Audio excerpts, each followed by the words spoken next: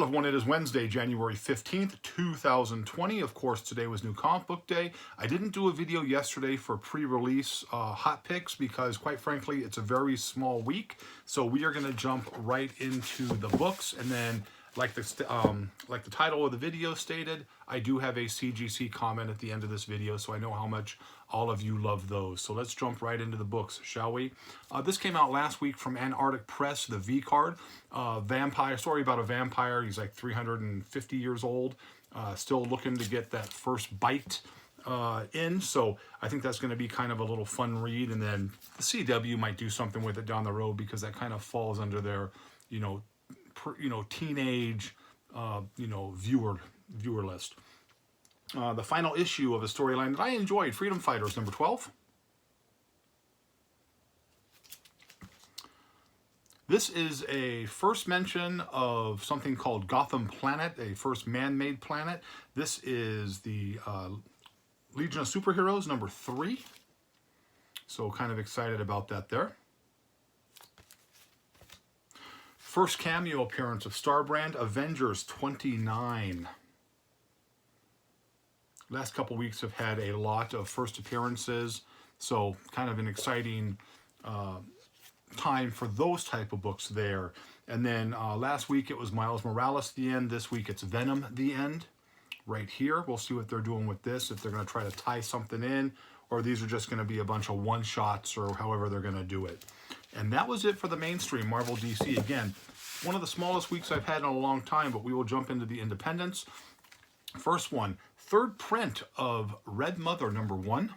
Really enjoying this storyline, and this book is starting to get really, really hot. And then this week's number 2, cover A, Red Mother.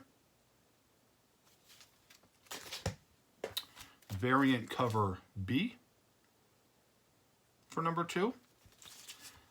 And then a secret variant where it's all red for Red Mother. This is it here. Regular, secret variant. Everything in red. And these are becoming real popular as well, real hot. A lot of people aren't buying heavy on the Red Mother covers, so to get the secret variant is actually a pretty cool thing right now. Deadeye is number 4. I'm enjoying this storyline as well. DC Black Label, Lolo Woods number 2. Couldn't find an A cover. I have to go find an A cover for this. This is the B cover for that. Spawn 304. This is first appearance of a new villain right here. So whenever Spawn has a new villain, for the most part, they get pretty popular. So this book, Spawn hasn't been, real hot as it relates to stores ordering multiple copies of that, with the exception of 300 and 301. So 304, if you have an opportunity to buy that, whenever you get a chance to get a new villain, you must jump on it right away. And then this is a different cover for 304 here. Of course, that is the McFarlane cover right there. You can never go wrong with the McFarlane cover. And then Betty Page Unbound number 9. A little cheap knockoff of a Creature from the Black Lagoon right there. And then a photo cover. She's happy and kicking because it's New Comic Book Day. There you go right there. So again, that's all we had this week for books. Again, super, super small week. It's been a while since we've had a small week, and you know what? I'm okay with that because my wallet's been taking a big hit. So having a small week is okay by this guy here. So as you know, my feelings on CGC, and I've been stating for many years that, CGC is always going to come up with ways to get their hand in your pocket. Now, about 6 months ago, 7 months ago, they started a Pedigree Black Label, that they put a black label on a book for a Pedigree collection. For those of you who do not know what a Pedigree collection is, Pedigree collection is a collection of high-grade vintage books that have had one single owner. Now, as of up to about a year and a half, 2 years ago, there were 53 recognized collections, Pedigree collections in the world. And of course, some of the real big ones are the Edgar Church Mile High collection.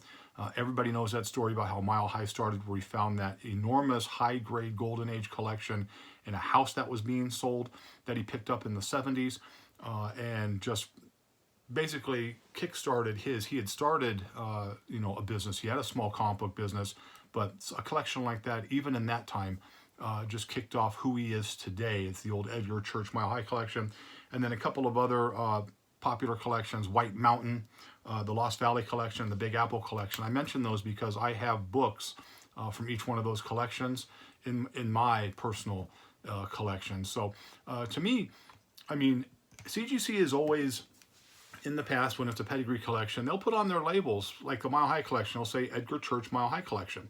And you just, a regular blue label, there was no need to put a black label on there. But again, like I've stated before, as they run out of ways to do things, and people always give me a hard time about these videos. They always say I'm just a CGC hater and I don't like grading. I don't like grading. I'm not a person who grades books.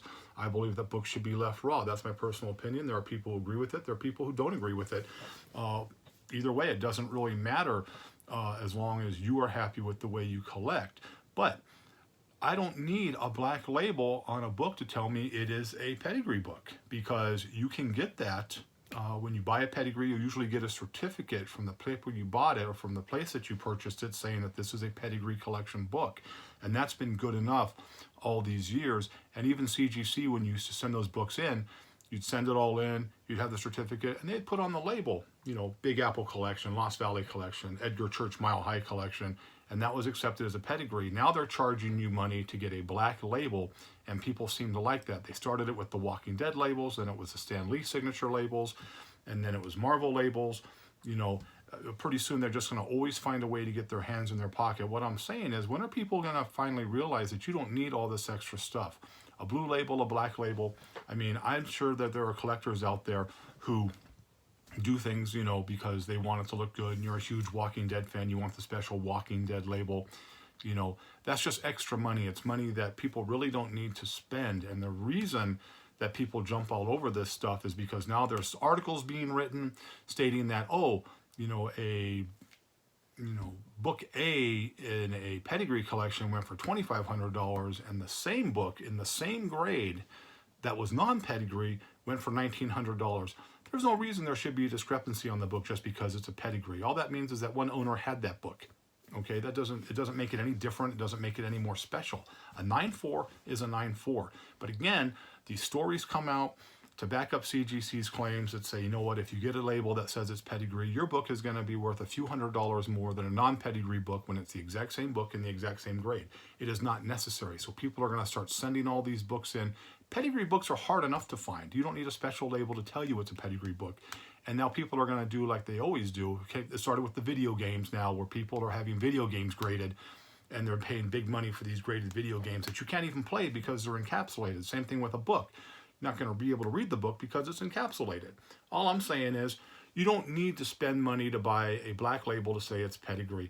And again, CGC is always going to come up with ways. They're a business, they're trying to make money, and they're going to find ways to get that hand in your pocket. And as long as you, the collector, we as an industry or as a community, continue to allow stupid things like this, they're just going to keep doing it. It doesn't add any value to your book. People who think it adds value to the book, that's just ridiculous, because it's the same book, just one's a pedigree, one isn't a pedigree. So, I mean, it's a kind of a quick little rant. It's nothing really big. I just don't understand the thought process on some collectors thinking that just because a third party tells me a book is a certain thing that it's going to be worth so much more money.